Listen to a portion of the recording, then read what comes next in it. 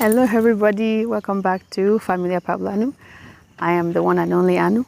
And I'm Pablo, just Pablo. And today we are going to be talking about the long-awaited question that you guys have, and it's how we met, at least part one of it, our first impression of each other. And let's go back memory lane. Here you go. Mama Africa, your children are home. Now let's go back memory lane. Let's go back. So, first time I met Anu was quite an experience. So was it love at first sight? So the first time I met Pablo, I just came back from Nigeria from my sister's traditional wedding in Nigeria. It was in June, and I came back to Indiana, where I finished my school and I was just working there. So at the time, just to kind of give a little background, I was not in the best of mindsets. So I had just come through a whole, the first year of my first ever full-time job, which was very stressful. It was a lot to learn as a professor at university, and so there was just a lot to learn. So it was a tough year, and I had just finished that, just kind of collapsed after that. And then also other things in my personal life, I had gone through and learned a lot, and so I was in a state of mind that was like, okay, I'm not even gonna think about women at all. Like whatever happens may happen, far in the future. But for right now, like I don't really have much hope. I lived there, so I had a church that I go to. I didn't go actually because I think I arrived at a Saturday. I didn't go on a Sunday because of jet lag.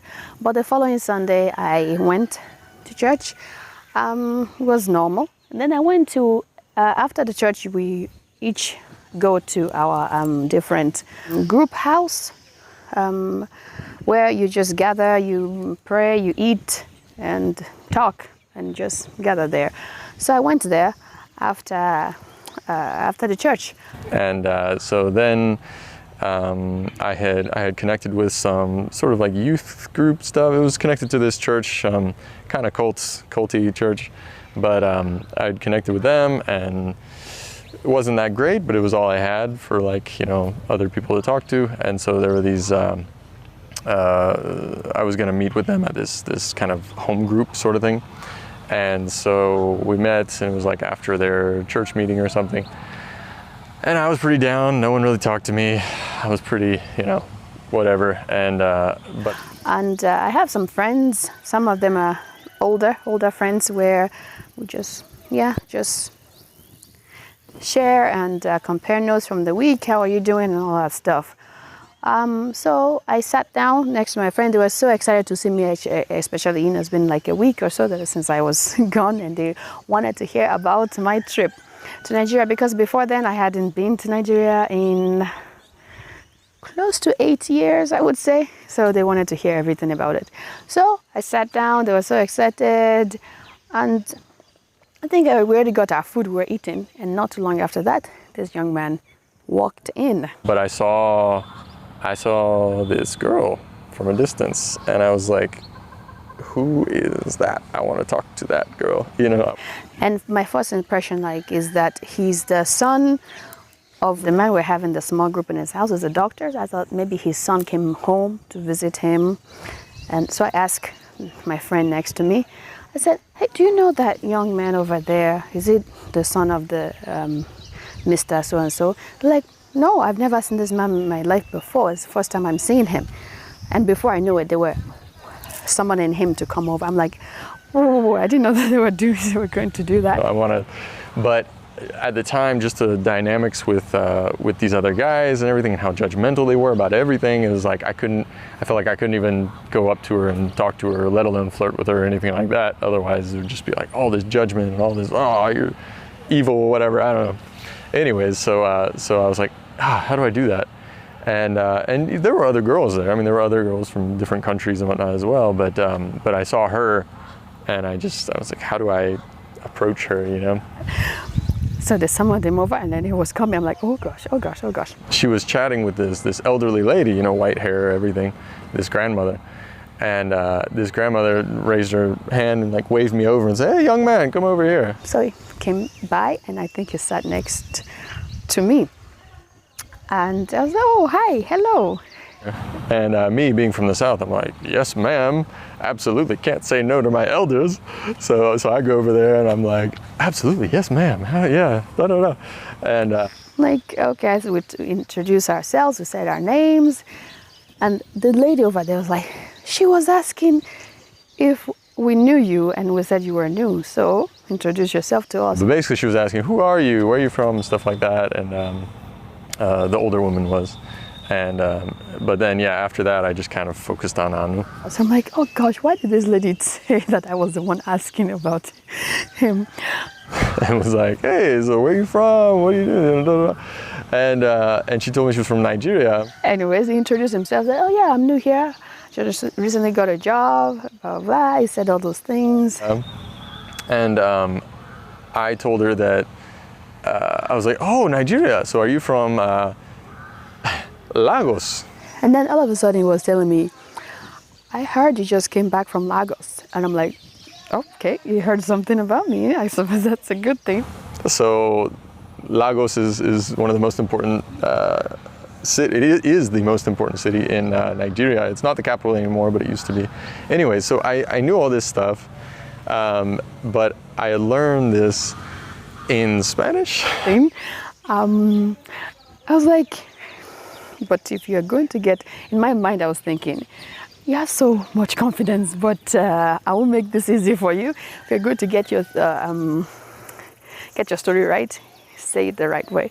I'm like, you mean Lagos? She was just like, oh. And I was like, what did I do? Because before then, I had known some Nigerians, you know, at college, stuff like that. And I knew like a few phrases in Pidgin, Nigerian Pidgin, and stuff like that. And I knew a little bit about Nigeria. And it always shocked Nigerians that I knew anything about Nigeria. So I was like, hey, and I was learning bit by bit, you know, a little bit more about Nigeria. So when I heard she was from Nigeria, I was like, let me, you know, show that I know something. And most people responded really well to that. She did not. We pronounce it Lagos. It was taken aback, like, I mean, it was the Portuguese, and they called it Lagos. So, like, I used the original, like, Portuguese pronunciation, well, almost Portuguese, Spanish pronunciation of, well, Portuguese would be Lagos, but Lagos was what I said, and her face just fell when she heard that. And I'm like, okay.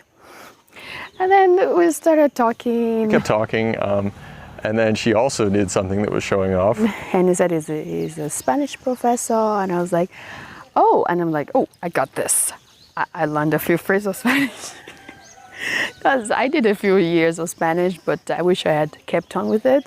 And at that moment, I want to show a little that I know. And I was when I told her what I do, you know, that I taught Spanish, stuff like that, she was like, oh, estoy aprendiendo todos los días, or something like, or no, she said, oh, I study some Spanish. I was like, really, you do? Like, yeah, estoy aprendiendo todos los días. I mean, yeah, pero sí.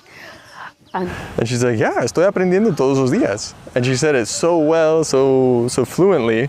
By the way, it means I'm learning every day, right? So I was like, oh, wow, okay. So I took it as she was literally like teaching herself, had a book, was studying like every day. And I was like, oh, that's great. But I just told, that's a phrase I know how to say so much. I mean, now I'm better than before, but anyways, that was that. So I was already getting impressed, and I'm just showing off, I suppose. Turns out no, and it turns out that was one of the only phrases that she had learned really, really well. I can't blame her for that. I do the same in French and these other languages that I never studied. I learned a few phrases really, really well. There's a rooster looking at me right now. Anyways. But my first impression of him was that I think they told him, I don't know, maybe I would later heard that he was from the south of America, south of United States. So I thought, the first I saw him come out from the door, I thought it was at least really, he looked mature, too mature for his age, like mature. And I thought he was already married, had 5 children. So I look at his finger, there's no ring there. I was like, well, but all the good guys are already taken, so. So that was kind of our first impression. My impression was that she was very attractive, she was very interesting, and playing a little hard to get maybe, I don't know. But I wanted to know more. And the thing is, from the small town, it's a small town, Midwest, it's in Indiana. I spent I was there, I finished my grad school it was a 2 years program, and I stayed, that was my 4th year or 5th year living there. And so far I have realized that guys with light skin, they don't talk to ladies with darker skin like me. They talk, hey, what's up? That's it. It's very difficult for them. I haven't seen it to make a first move like, hey, you want to go on a date? How, to be interested in a darker skin girl like me. So I thought he's just from the South, maybe it's one of those hillbilly just want to judge me. So I already judged him before I got to know him, because so far I hadn't seen differently for me. But in this case, it was different. Like I said, I had just come out of a lot of personal times, a lot of difficult times, and so the way that I was feeling was like, okay, even though I was getting older and I wanted to be thinking about marriage and stuff like that, I had gotten in a situation of like, if I see a woman, suddenly I'm like going through scenarios of like, what about how could marriage work, and I was trying to get away from that because it's kind of too much.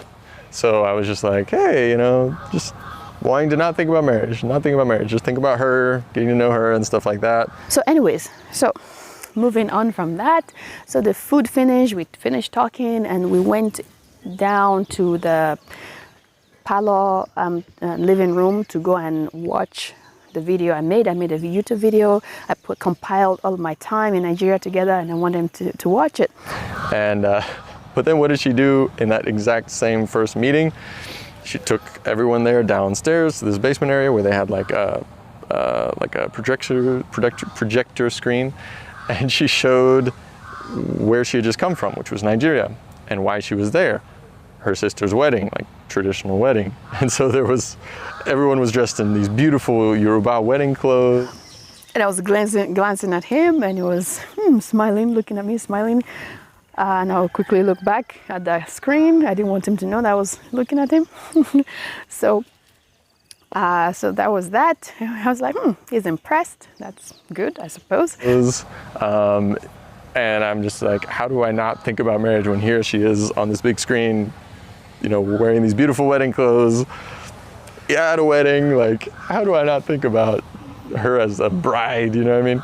But I was trying not to, but I was like, man, she's beautiful. And I was just like, oh gosh. And they were all excited. They saw me in my Nigerian attire, saw my sister in a wedding. It was nice, beautiful, colorful, beautiful. They were all like, oh wow, this is nice.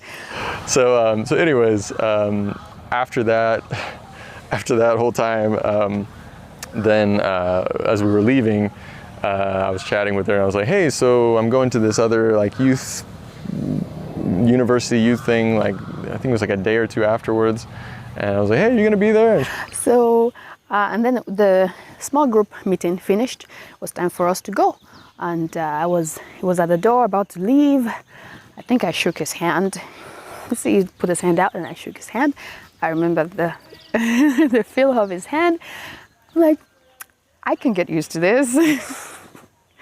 He has a big hand, and they were soft, and they were just comforting all of a sudden. And I was like, this is nice. I like this very much. But I immediately retrieved my hand, because why think too much into it when I already have an idea about him. Maybe he's already married, has children, so I don't want to put myself up for failure. So stop that thinking right away. When we first met, when I first saw her and I first came up to her, we shook hands, right? We greeted each other, we shook hands, And that moment of shaking hands was very unique. So I don't know how to describe it, except if you've ever seen the movie, what is it, Pride and Prejudice, with what's her name, Keira Knightley, and the man, I've never actually learned his name, but he's a good actor as well. Anyways, so in that movie there was a moment where he helped her up, like Anne Bennett, he was helping her up into a carriage, and that was the first time they had ever touched. So like they had never danced together before, they had never anything like that. So that was the first time they touched, and it was like electric, you know. The same sort of thing happened with us, or at least with me. So when I shook her hand felt like no hand I'd ever felt before, and it shocked me. It was just very, I don't know. I liked how it felt. I don't know. I had never enjoyed the feel of someone's hand before. You know, it was unique, and I was like, oh, and that's actually an important thing for later on. But yeah, it was like a very electric moment for me. So he said, I said, maybe, are you going to the next meeting? Are you next church meeting or whatever? He said he's actually leaving in 3 days. And she's like, oh yeah, I'm definitely going. Like me and my friends, yeah, we're going. And I was like, oh, okay, cool. So I'll see you then, I guess. And she's like, yeah, sure.